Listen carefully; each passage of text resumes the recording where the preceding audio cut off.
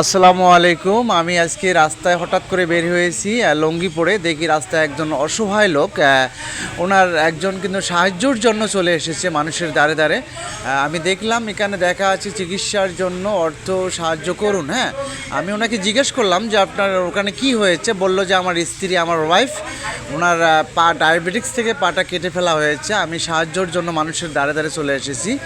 তো আসলে আমরা এটাই জানি যে মানুষ, একজন পুরুষ মানুষ কখন মানুষের কাছে হাত বাড়ায়, দেখেন যখন সে বড় অসহায় হয়ে যায়। দেখেন পাটার কি অবস্থা। তো আমরা চাই যে যারা বিদ্যমান লোক আছি বা অনেক টাকা পয়সা আছে, একটু সাহায্য করে যাবেন লোকটার জন্য। আমি একজন ছোট ইউজার, আমি বলতে পারবো না আমি বড় ইউজার, কারণ আমি ছোট মানুষ। হয়তো তারপরে আমি ভিডিওটা করলাম ওনাকে নিয়ে, কেননা আমি তো মানবতার ফেরিওয়ালা হতে পারবো না কারোর সামনে। তারপরে আমি কিন্তু ওনার সামনে দাঁড়িয়েছি এই ইয়াটা নিয়ে যে একটা ভিডিও করে আমি দিয়ে দেখি, যদি কোনো হৃদয়বান ব্যক্তি ওনাকে এই নজরে আসে, যদি 10, 5,000, 1,000, 2,000, একজন পুরুষ কখন হাত বাড়ায় জানেন? এই দেখেন একজন পুরুষ সে সময় হাত বাড়ায় মানুষের সঙ্গে।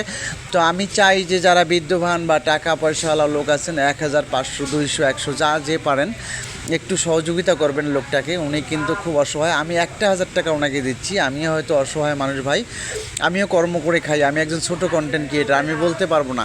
তাই আমি 1,000 টাকা ওনাকে দিলাম। ওনাই যেটুকু উপকার হতে পারে, হয়তো পরে টাকা পয়সা হলে আবার হয়তো 2-4 টাকা যা পাই আমি দিয়ে দেবো ইনশাল্লাহ।